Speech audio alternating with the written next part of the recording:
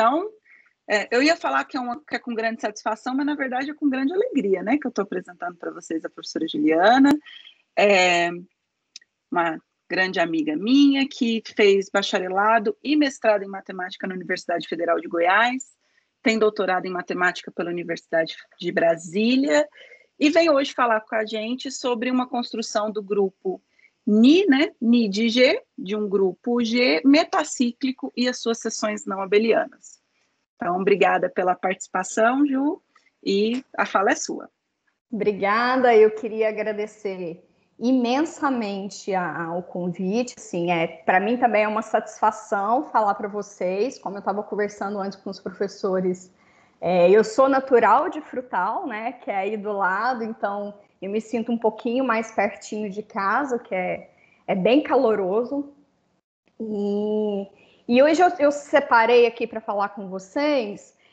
Eu não vou fazer conta, eu vou ficar discutindo mesmo as ideias e a teorização que está por trás, tá? E antes disso também eu eu desejo que todos vocês estejam bem, né?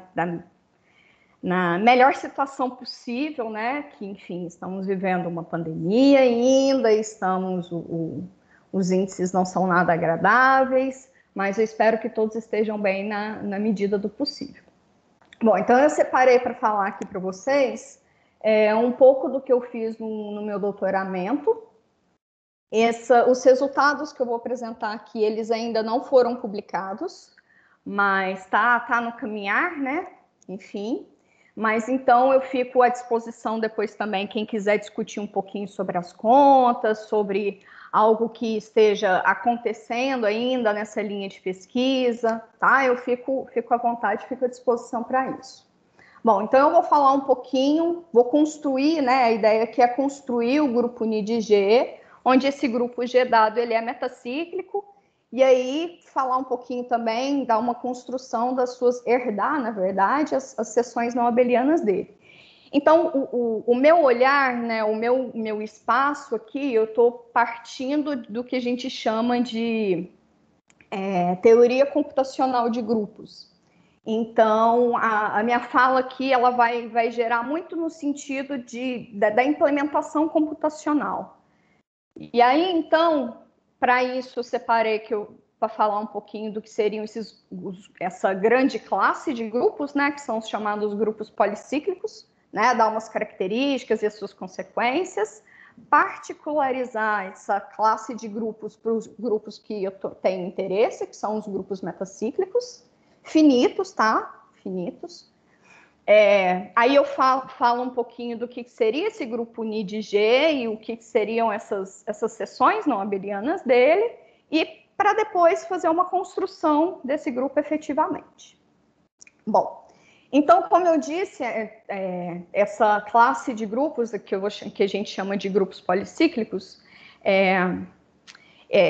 tem um negócio em teoria computacional que a gente tem bastante interesse, é sempre em olhar para a apresentação do grupo, tá? Então, tudo que eu vou encaminhando nessa direção, de olhar para uma apresentação do grupo. Então, a nossa primeira definição é a seguinte, eu digo que uma apresentação dada, ela é policíclica em termos do seu conjunto de geradores, se as relações elas são potências desses geradores e conjugações entre esses geradores, tá bom? Esse conjunto S aqui, que a gente toma esse conjunto S, ele é denotado como sequência de potências de apresentação. Então, dado um conjunto, né, se eu te der um grupo com essa característica de apresentação, o teorema abaixo, ele garante efetivamente que esse grupo ele é policíclico, né? Porque eu ter uma outra definição de grupo policíclico, que é a partir de uma cadeia descendente de subgrupos que têm algumas propriedades. Mas a gente não tem interesse nisso. Como eu disse, a gente está mais interessado em ver uma apresentação dele, né?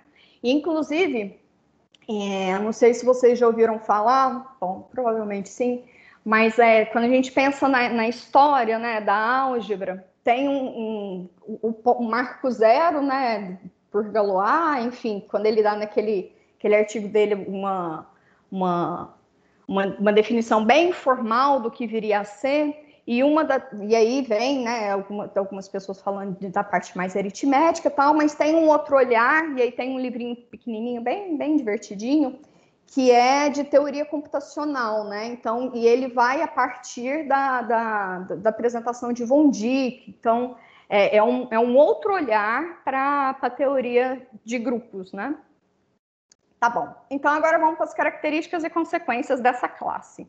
Ela é fechada para subgrupo, para quociente, para extensão, para produto direto finito, e tem uma particularidade, uma equivalência entre os grupos finitos solúveis e os policíclicos finitos, né? Então, aqui a gente já tem uma leva de exemplos, né, de grupos policíclicos finitos. Todos os solúveis finitos são. Todo grupo finitamente apresentado, ele é policíclico. É claro que todo grupo policíclico, ele é, desde que aquele conjunto de geradores seja finito, né? Ele é finitamente apresentado. Mas essa equivalência de ser finitamente apresentado e ser policíclico, que está no artigo do SINS de 87, é muito interessante porque você vê exatamente esse passo computacional, né? Então, você atacar a partir de algoritmos para execução. E aí é um artigo bem divertido de ler. E ele faz via algoritmo do quociente nilpotente. Esse algoritmo, inclusive, ele é implementado no GAP, que é o software livre, que, inclusive, sim, é base de toda a minha pesquisa. O marco zero é o GAP, para conjecturar, né? Essa classe de grupos também possui o problema da palavra decidível ou resolvível, né? O que significa isso em teoria computacional? Quer dizer que duas palavras, né? O que é a palavra? A palavra é uma concatenação de geradores, né? Então, qualquer concatenação de geradores, isso gera uma palavra dentro de um grupo. Então, o problema da palavra é decidir sobre ele, se dado duas palavras quaisquer, eu consigo partir de uma e chegar na outra a partir, então, somente das relações definidoras do conjunto. Isso parece ser simples, parece ser natural, mas não é uma tarefa tão simples. Mas, para nossa alegria, os grupos policíclicos, eles têm esse problema da palavra decidível, né, resolvível. E isso é exatamente o que se caracteriza um grupo ser computável, né, do ponto de vista de computacional, completude e tal, vai nesse sentido. Aqui a gente poderia falar de máquina de Turing, nessa linguagem aí mesmo do problema da palavra. Bom, então um outro exemplo de grupo policíclico é o que a gente chama metacíclico. Quando o grupo começa com essa palavrinha meta, ele sempre tem essa característica, ele possui um subgrupo normal com aquela característica que vem depois de meta, de tal forma que o seu quociente tem aquela mesma característica, né? Então, um grupo metacíclico, ele nada mais é um grupo que possui um subgrupo normal que seja cíclico, de tal forma que o seu quociente também é cíclico. Mas, como eu disse, a gente não está interessado nessa definição mais geral, a gente quer uma apresentação para ele. E aqui eu já começo a particularizar para os grupos metacíclicos finitos, que é o que eu quero. Então, um teorema de Holder, bem difícil de se achar desse teorema, essa caracterização dos grupos metacíclicos finitos, né? Então, aqui eu já começo a introduzir a notação que eu tenho interesse. Um grupo finito, 2 gerado, de ordem m vezes n, ele vai ter essa cara, né? Ele vai ser gerado por AB, tal que a ordem de A é m, B elevado a n é igual a elevado a s, e a conjugação de A por B é uma potência de A. Essa cara dele sujeita a essas relações me caracteriza um grupo metacíclico finito. E a inversa também, dado um grupo metacíclico finito, essa é a cara dele.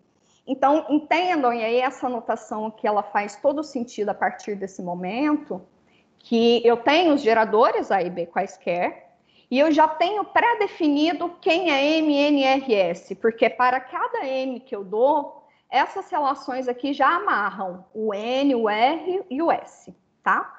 Algumas coisas aqui mais que a gente poderia tirar, que não vamos entrar nessas propriedades porque são consequências imediatas dessa relação, por exemplo, que S e M não são relativamente primos, né?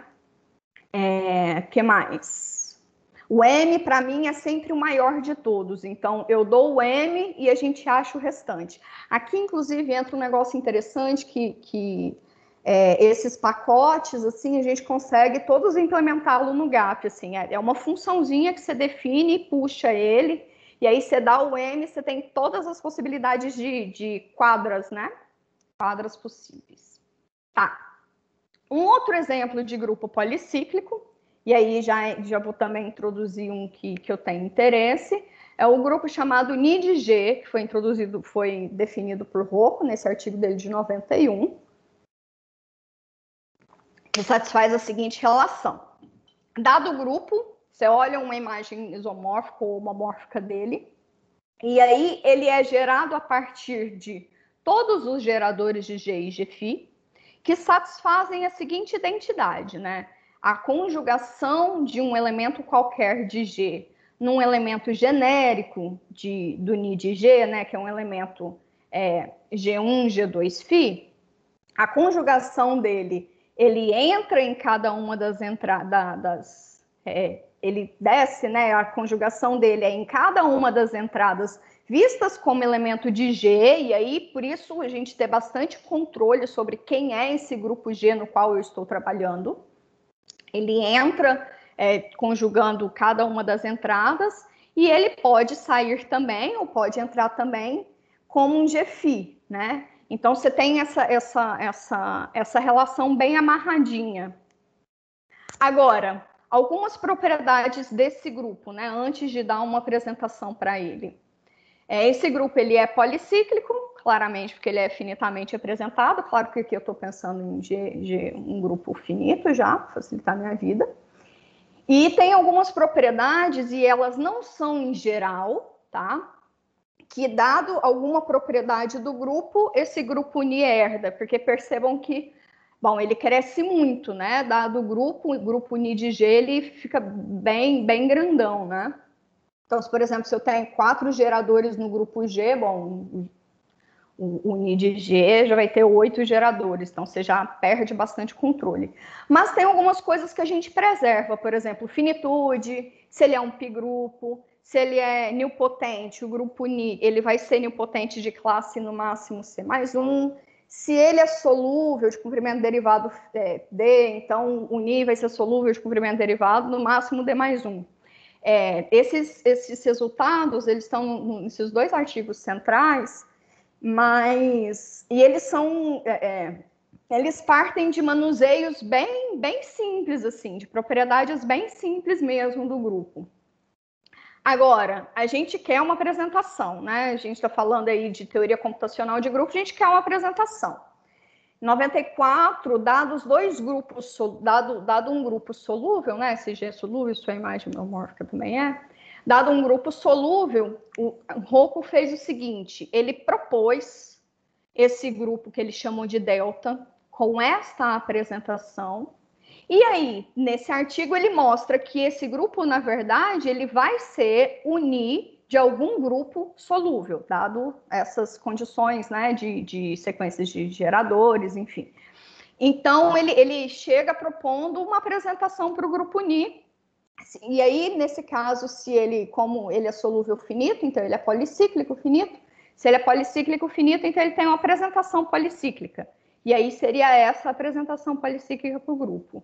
Dessa apresentação, ele consegue informações sobre esse subgrupo, que é o GGφ, que é o que a gente chama de quadrado tensorial não abeliano, que eu já vou falar sobre ele.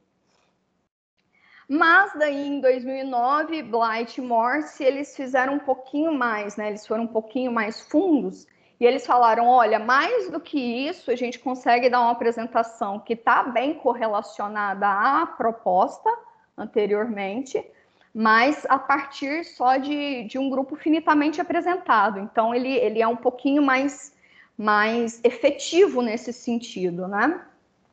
Aqui para o nosso trabalho, a gente vai usar como estratégia a mesma do teorema do Rocco, que é, eu vou dar uma proposta de apresentação para o grupo Ni, claro que a partir de contas feito antes, né? Eu dou uma proposta e eu mostro que efetivamente existe esse isomorfismo, né?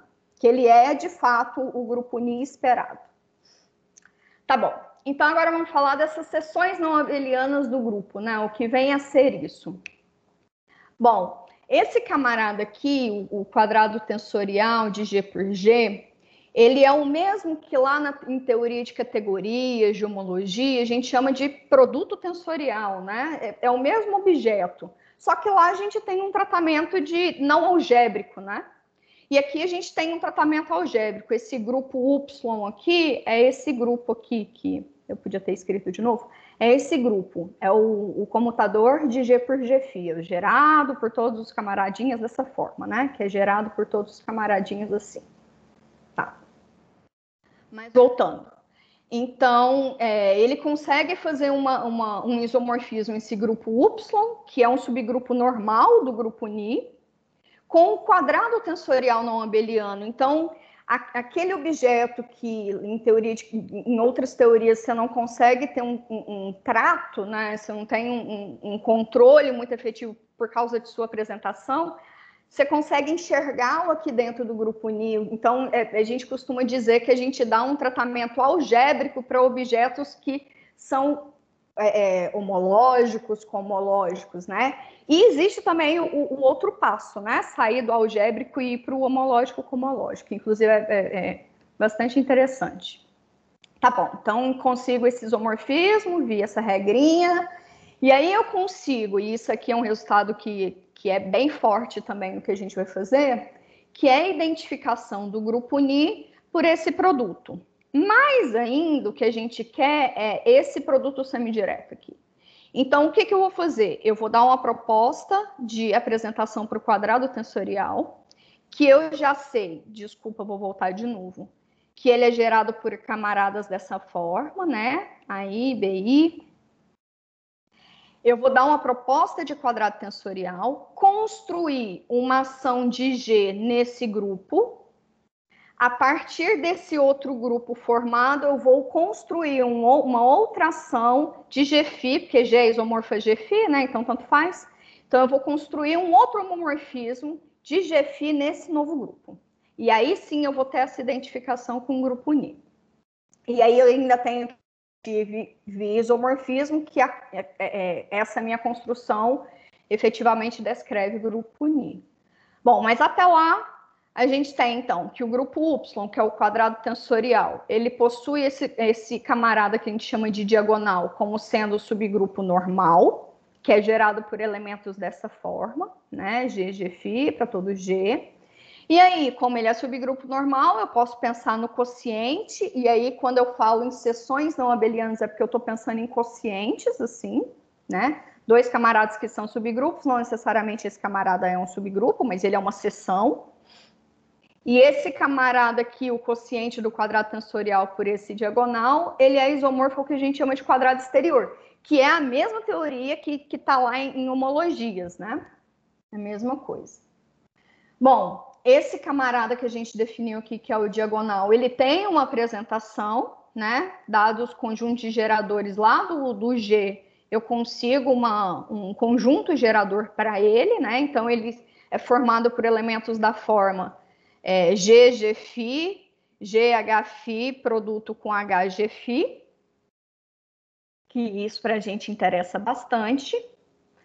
Um outro grupo aqui, a gente não está muito preocupado com ele, mas só a título de curiosidade, quando a gente pega a projeção do grupo Ni sobre o grupo G, pega o seu kernel ele é gerado por elementos dessa maneira e também nos proporciona esse grupo, ele é central no grupo, no Y, né, no quadrado tensorial, e ele também ainda ajuda na descrição do grupo Ni a partir de uma ação de G sobre ele. Mais uma seção, um subgrupo abeliano Mi, do grupo Y, ele é herdado a partir da aplicação derivada, essa aqui que a gente falou aqui, né, que é a projeção do Ni sobre o G. Quando se pega a restrição ao grupo Y, o kernel disso nos dá um grupo que a gente chama de Mi, que possui o diagonal como subgrupo normal. Uma vez que você já tem essa relação do grupo diagonal sendo normal nesse camarada, é natural você pensar... Aqui tem uma apresentação. É natural você pensar nesse quociente, né, nessa seção, e essa seção descreve exatamente o que a gente chama de multiplicador de Schur de um grupo, que não é um objeto fácil de trabalhar. Ele é identificado lá na teoria de homologia como sendo o segundo grupo de homologia. Ele não é um trato fácil. Tem um livro bem denso dele, do Karpinovsky, eu acho, que é bem delicadinho. Então, trabalhar como seção do grupo Ni, ele te dá um trato mais maleável, né? Esse grupo Ni, ele tem também a sua apresentação, visto como subgrupo do grupo Y. E agora a gente consegue dar uma resumida, então. Eu fiz esse diagrama, que é, na verdade, quando eu apresento coisas do tipo, eu sempre faço no quadro, né? Que ele fica bem construtivinho. Então, lá de cima, lá no topo, esse aqui não é um diagrama de subgrupos, tá? A gente chama de diagrama de seção mesmo, porque alguns são subgrupos, mas não todos. Então, do Ni, eu desço para esse camarada aqui, né? Que é o produto do Y pelo θ grande, que é aquela imagem, é o kernel ali da aplicação derivada. Esse quociente, ele é identificado pela abelianização de G em G'. Então, percebam que eu tô aumentando muito o meu grupo dado inicial, mas eu sempre recorro a propriedades dele, né? Então, esse aqui é identificado como sendo a abelianização do grupo. O quociente do Ni pelo Y, que é o quadrado tensorial, ele é o produto direto de G por G. O quociente do Y pelo Mi, ele é o G', e essa relação aqui, ela é bem interessante, porque o grupo derivado, ele é super tratável, né? Então, essa relação aqui é bem bacana. O quociente do quadrado tensorial pelo diagonal, ele é o quadrado exterior. O quociente do Mi pelo diagonal, ele é um multiplicador de Schur, identificado por, né? Então, se vocês perceberem, eu estou mais interessada nessa banda aqui, tá? Eu estou mais interessada no diagonal, porque eu quero coisas sobre o multiplicador de Schur, eu quero coisas sobre o quadrado exterior, eu quero coisas sobre o quadrado tensorial. Então, eu estou mais interessada nessa banda aqui. Então, todos eles têm alguma coisa bem relacionada ao diagonal, né? Então, vocês vão perceber que ao longo das contas, eu estou sempre buscando os elementos desse camarada, porque eu estou pensando nesse quociente, né? Agora, tem uma outra seção que não está aqui, que depois do doutorado ter acabado, eu consegui fazer também, que é o quociente do Ni pelo diagonal. Tá, mas a gente não vai tratar disso, não. Então, vamos lá. Então, vamos agora para efetivamente construir esse camarada, né? Para isso, eu preciso de algumas propriedades mais fortes, para além da apresentação do meu grupo metacíclico. Então, Sims, em 94, ele caracterizou, né, quem é o gerador e qual é a ordem do grupo derivado de um grupo metacíclico. Eu não estou pensando em seções cindidas. Para seções cindidas, tudo que eu estou falando já está feito na bibliografia. Então, o S é diferente de zero, tá? Isso aí eu acho que eu não deixei muito claro antes, mas tem sempre bastante relações aqui entre essa quadra. Mas, então, sim, já deu quem era um gerador para o grupo derivado, deu a sua ordem, o centro do grupo, que depende dos dois geradores. E aí aqui, bom, já que a gente vai tratar do grupo Ni, eu preciso ter controle sobre a ordem do grupo, do subgrupo gerado por B, né, do elemento B. Então aqui a gente calculou essa ordem, uma continha bem divertida, vou fazer só por diagramas de subgrupos. E essa proposição aqui, porque esse aqui é um objeto que a gente vai precisar. Agora eu vou aprofundar um pouquinho mais em propriedades, né, do grupo Ni, mas esse objeto, que são as ordens relativas às classes, eles aparecem quando a gente começa a fazer conjugações e olhar para potências de elementos do grupo Ni. Então, a gente consegue verificar que no grupo metacíclico, as ordens relativas a essas classes, né, onde A e B para mim são os geradores, é o máximo divisor comum entre MR menos 1, e o O' de B, né, que é a ordem relativa à classe BG', é o máximo divisor comum entre a ordem de B e esse número, tá? Onde para mim esse parênteses aqui é o máximo divisor comum, tá bom? No teorema é A elevado a S, A elevado a B mesmo? A elevado a B, isso, é a conjugação, é porque essa daqui é uma relação do grupo G, né? Ah. Eu tenho 3 relações, eu tenho a ordem de A, que é A elevado a M, uma relação que envolve A e B, N, R, né, que é B elevado a N é igual a A elevado a S, e a outra, que é a conjugação de A por B, é igual a A elevado a R. Então, ele já estabeleceu quem é, bom, para ele demonstrar, ele falou, olha, o gerado pelo A, o gerado pelo B é sujeito a essa relação. É que eu estava pensando que, por exemplo, eu não sei se o que estou pensando aqui está certo, que os grupos de Edray são metacíclicos, não? Sim, eu vou falar, vou fazer um exemplo com ele, inclusive. Ah, tá. Sim. Não, porque justamente está querendo ver essa relação, está pensando nela nos diedrais, não? Sim, como seria? Sim, eu vou particularizar tudo isso, inclusive, com o diedral. Ah, tá, ok. Obrigado. Poxa, já deu spoiler. Desculpa. Imagina. Bom, então agora que a gente já tem bastante controle sobre esse grupo G, vamos para algumas coisas mais intrínsecas do grupo Ni, né, que a gente quer.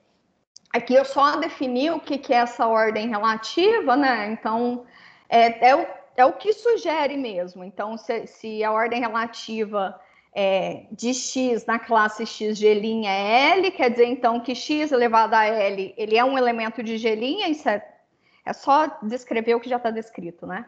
E para qualquer outra potência que seja um múltiplo, ele cai lá dentro também, né? O menor possível. Tá bom, agora vem uma proposição, por isso de falar do O', né? Essa proposição, ela é bastante forte, porque já começa a dar uma identificação para os elementos do quadrado do grupo Ni, né?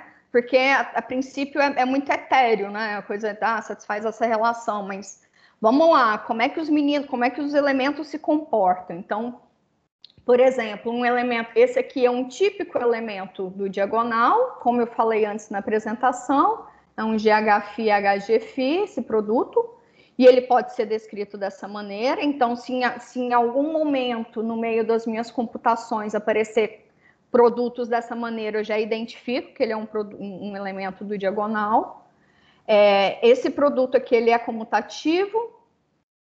Para qualquer o produto, né, HGφ,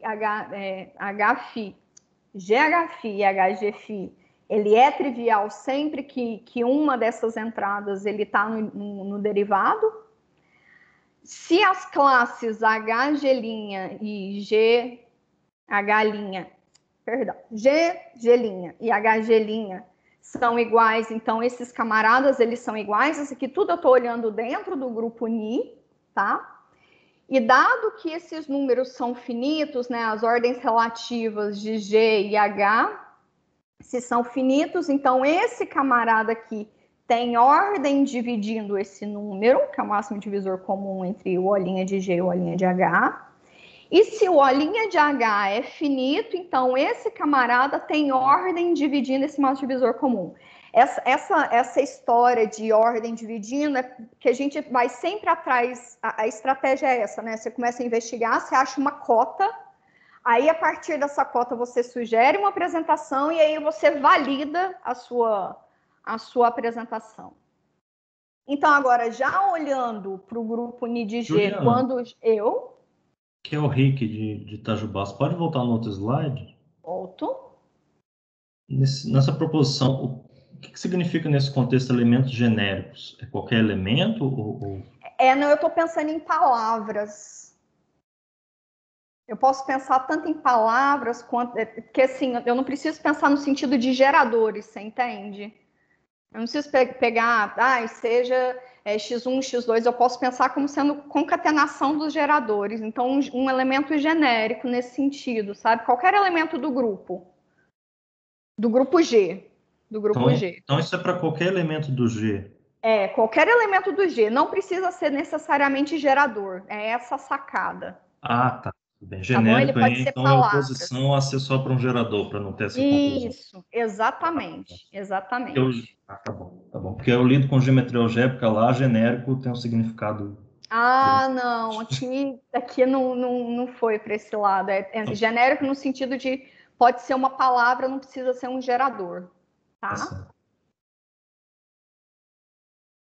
E aí agora a gente já está olhando aqui que seria alguma coisa análoga ao que aconteceu nesse teorema inicial, né? Não ainda partindo para a cota, para as ordens, mas em algumas relações, né? Lá no grupo do Ni de G, quando o G já é metacíclico finito.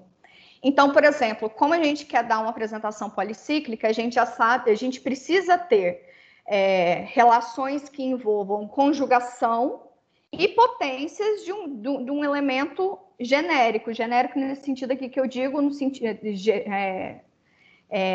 AB, no sentido de que eu estou pegando os geradores do grupo G, tá? Então, aqui eu vou particularizar para os geradores para facilitar minhas contas, mas isso, como são palavras e eu consigo ter controle sobre esses comutadores, eu posso pegar tanto os geradores quanto uma palavra qualquer. A gente demonstra para geradores só para facilitar. Então, aqui nesse lema, o que a gente faz? A gente quer entender como que conjuga-se, né, potências dos geradores num elemento genérico lá do Ni, como que isso entra, como que essa conjugação entra, como que sairiam potências da primeira entrada e da segunda entrada, ou seja, potências de A e potências de B. Lembrando que o elemento AB, BA é AB, Φ, BA, Φ é a mesma coisa. E aqui, como é que é a conjugação de potências de B, como que isso entra, porque a gente já sabe pelo próprio início que entra aqui e entra aqui, né? Mas qual que é o efeito que isso vai ter? Vai ter esse efeito, vai ter esse efeito. Quando a gente está com potências na segunda entrada, quando a gente envolve B, né? Potências de B na segunda entrada, aparece esse número. Esse número, ele é devido a primeira vez que eu vi essa função foi no artigo da CAP, que ela demonstra, a CAP é uma senhorinha simpática, ela foi na UNB enquanto eu estava lá ainda, e ela demonstra o que a gente vai fazer, ela fez para o grupo metacíclico infinito, tá? Na minha tese eu também faço isso com a nossa abordagem. Mas aí aparece esse número, né? E esse número ele significa o quê? Quando o R é congruo a um módulo M ou o X é igual a zero nessa relação, esse número é o X. Quando o R não é congruo a um módulo M e o X é positivo, isso aqui esse número é essa PA, né? De razão R. Quando ele é negativo, eu tenho que contrabalancear, né? Seria como se fosse alguma coisa aqui para equilibrar o simétrico. Mas, então, e esse número aqui, então as contas aqui já começam a ficar bastante robustas, né? E esse somatório, vai ficando bastante robusto. Bom, vamos para frente. Esse lema aqui, ele é meio que um divisor de águas na teoria, porque quando a gente começa a investigar potências, algumas potências específicas, né, N e S, quando a gente olha para esse elemento, que a gente sabe que ele está no diagonal, olha para a enésima potência dele, ele é equivalente a ser o ABφ elevado a S, que é equivalente a ser o BAφ elevado a S. Isso aqui já era esperado. Mas isso em particular quando o S é ímpar ou quando 4 divide S. E aqui, esse mesmo elemento, ele tem essa cara de diferente quando 2 é a maior potência de 2 que divide S, que é essa notaçãozinha aqui. Então, daí aqui a gente já começa a falar, bom, se o M for par, se para S par e S ímpar já tem um comportamento diferente, então para M par e M ímpar vai ter diferença. E bingo, é isso. Então a gente vai focar a partir de agora quando o M for ímpar, tá? Porque para M par a gente tem 4 subdivisões, assim. Não vamos entrar nesse detalhe. Conforme as contas foram aparecendo, esse número aqui ele pareceu muito recorrente. Esse camarada, esse cochete aqui, ele é o mínimo múltiplo comum, tá? Então, ele é o produto de S por R menos 1 sobre o máximo divisor comum entre S e R menos 1. Então, conforme esse número, conforme as contas foram surgindo, esse número foi necessário ser definido. Então, ele não está aqui aleatoriamente. E aí, a partir de agora, M ímpar. Então, vamos lá. Que a gente pensou? Falou, bom, então vamos, já que a nossa estratégia é dar uma apresentação para o grupo UNI, a partir da identificação em que se eu tenho quadrado tensorial e eu defino uma ação a partir de nele de G e nesse outro grupo de Gφ, vamos começar a conjecturar quais seriam as cotas para as ordens dos elementos do quadrado tensorial. O quadrado tensorial a gente sabe que é gerado por esses elementos. E aí, então, uma cota, né? Esse elemento aqui tem ordem dividindo esse número, esse elemento tem ordem dividindo esse para esse para esse. E todas essas contas são oriundas daquela relação, daquele lema inicial de como que entram as potências, tá? E aí, então, quando a gente vai demonstrar essa proposição, a gente recebe como informação algumas coisas bem importantes, como, por exemplo, a potência S-ésima de um elemento genérico lá do Ni de G, ele cai na potência N-ésima de um elemento do diagonal, ou seja, a Bφ elevado a S é um elemento diagonal. Lembrando que os elementos do diagonal, vocês já vão? Dá mais 5 minutinhos que eu desço. Lembrando que os elementos do diagonal, eles são importantes por causa das minhas seções, tá? Aqui a potência EMRN desse camarada também cai no diagonal. Então isso aqui tudo vai facilitar para a apresentação das minhas seções abelianas. Não abelianas, perdão. E aí, então, vamos lá para a proposta do grupo Ni. A proposta é a seguinte. Eu vou, não se precisa se assustar. Eu vou pegar, para o grupo Ni de G, ele vai ser gerado pelos camaradas de, pensando que G é gerado por X1 e por X1 e Y1, então ele vai ser gerado pelos elementos de G, vai ser gerado pelos elementos de Gφ, tá? E aí eu vou acrescentar esses geradores, mas eles são não essenciais. O que significa eles serem não essenciais? Eles vão aparecer definidos aqui nas minhas relações, tá? Mas é que a título de demonstração é interessante colocá-los aqui. Mas eles não alteram nem computacionalmente falando, nem no sentido de consistência da apresentação, sabe? Consistência no sentido computacional, eles não alteram nada, eles são, por isso, não essenciais. Mas a gente acrescenta aqui. E aí, então, quais são as relações definidoras desse grupo? São as relações de G, que é X1, Y1, são as relações de G, comutador de X1, Y1 e a potência R-ésima. De Gφ, X2, Y2, X2, Y2. Aqui eu já acrescentei os geradores que eu defini lá, que eles são computadores de elementos da forma GGFI, né? Aqui ainda é relação, isso. Aqui, essa relação aqui já é oriunda lá daquele lema. Então, a ABφ elevada a S, quem é o elemento? A φ elevada a S, quem é o elemento? A ordem do elemento V, a ordem do elemento W, que é para a gente não ficar carregando ABφ, por isso que a gente coloca esse tipo de notação. E aí, por fim, para ser policíclica também, né? Então eu preciso ter, de certa forma, um entrelaçado entre a ação de um elemento de G num elemento genérico, no sentido de, pelos geradores, ABφ do grupo Ni, né? Então, como é que é a ação de A no elemento ABφ, que é o mesmo do Aφ, que ele trivializa, né?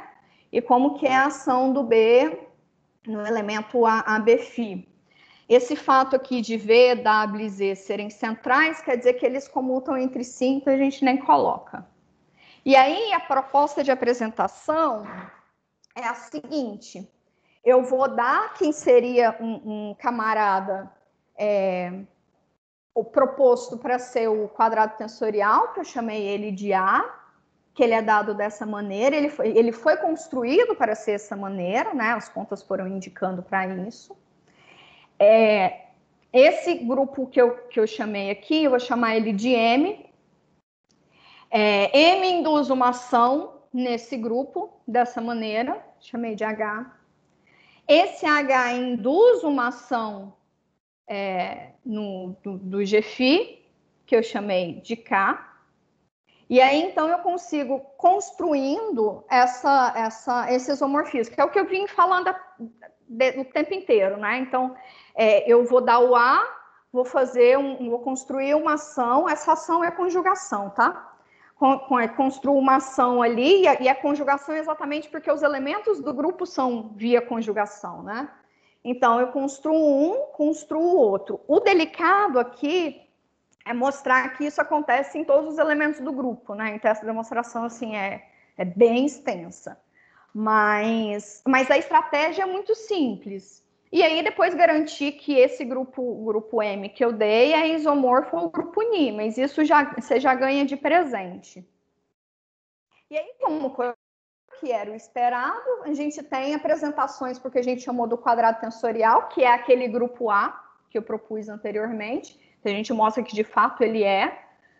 O quadrado exterior, que ele é o quadrado quocientado pelos elementos do diagonal, e o diagonal eu já vi lá na proposição quem são os camaradas, então eu tiro eles daqui, dessa apresentação, via quociente. O grupo Mi, que a gente ganha de presente também, e o multiplicador de Schur, que é um gargalo para essa teoria, sempre é um gargalo. Eu estou meio apressada porque o povo vai fechar aqui. Mas, por fim, já com spoiler, o grupo diedral finito de ordem M, né, ordem 2M, né, M, N, R igual a M menos 1, com M ímpar, ele possui como grupo, o grupo Ni, esse camaradinho, a gente só substituiu numerozinhos, mas lá no artigo do Brown, do Johnson e do Robertson de 87, eles tinham calculado o quadrado tensorial para esse grupo, né? Percebam que aqui o S é zero, né? E eu, desde o começo, eu não quero S zero. Em particular, S igual a zero faz parte. Mas eles já tinham calculado o quadrado tensorial e o multiplicador de Schur. Então, com essas contas aqui, esse exemplo ele só valida tudo que tinha sido feito, enfim, harmoniza tudo. Então, de fato, a nossa proposta é uma proposta. Tudo isso a gente fez para conjecturar. A gente fez via GAP. GAP é uma mão na roda. Quando a gente começou a fazer as investigações, a gente percebeu que dava mais de 200 exemplos assim para cada particularização. Então, vamos ter que generalizar. E foi isso que a gente fez. Bom, aqui seguem algumas referências bibliográficas. Depois, se vocês quiserem conversar sobre elas, eu fico super à disposição, tá? Inclusive sobre essas contas, assim, tô super aberta para a gente tocar esse papo. Esses 2 artigos aqui são os da Alminha, né, do Grupo Uni, que foi inspirado uma construção do Siddiq Said. E é isso, eu fico à disposição agora, eu vou trocar eu vou passar para o celular agora, porque o povo vai fechar aqui, mas eu tô aqui para tirar dúvidas, tá bom? Agradeço imensamente e fica aqui um super convite para amanhã, quem puder e tiver disponibilidade, enfim, de ir para as ruas, para movimentação. Eu vi que em Uberlândia vai rolar ato também. Então, vamos todo mundo com a PFF2, vamos cuidar da gente, porque as coisas estão num nível bem difíceis. E é isso. Vamos manter junto, vamos manter firme. É isso. Eu fico por aqui. Obrigado, Juliana.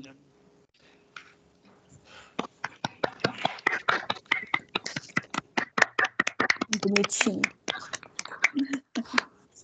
Peraí, deixa eu entrar aqui rapidinho. Vamos esperar você entrar pelo... Eu vou entrar aqui pelo coiso e já vou sair correndo, porque eles já me chamaram de um tempão. O coiso é o celular, tá, gente? Deixa eu... Obrigada, Di. Eu achei que era uma pessoa essa daí. Não. Dedicar. Tá entrando aqui.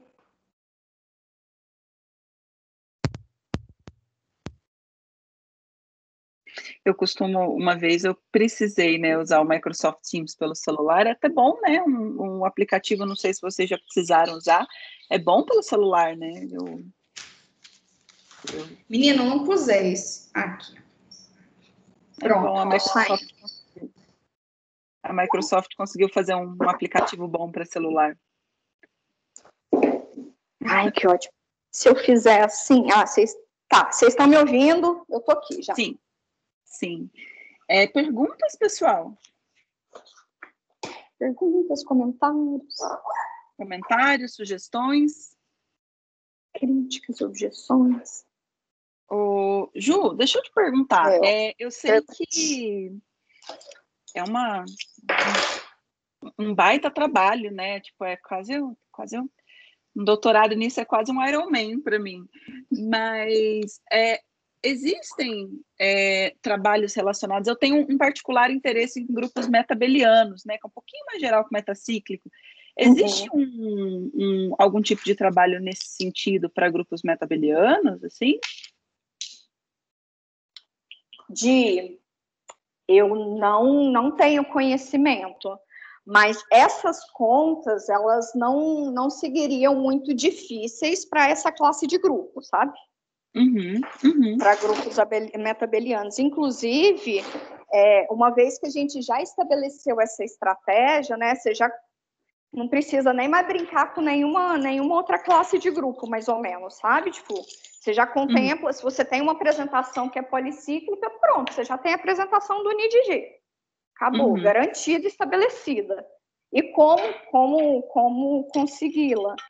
Mas para metabeliano, nunca vi nada, não vi. O que a gente estava pensando, às vezes, era fazer meio que classes mais gerais. Por exemplo, não foi nilpotente finito, a partir da sequência. Tem algumas coisas assim que são um pouco mais trabalhosas, mas tem coisas feitas nessas linhas, sabe? Mas de metabeliano eu não saberia contribuir. Legal, não, mas obrigada, mas pelo menos tem o caminho, né? O fato dessas contas de estarem estabelecidas já dá e assim, uma vez depois que a gente fez, a gente falou assim, ok, é um trabalho de tese, beleza, temos um trabalho de tese, mas como contempla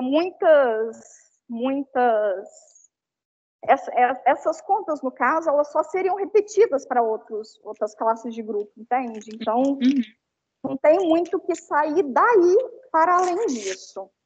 Tá. Mas é claro que quando você começa a pegar coisas não tão, classes não tão bem comportadinhas, mais gerais, aí a abordagem é outra.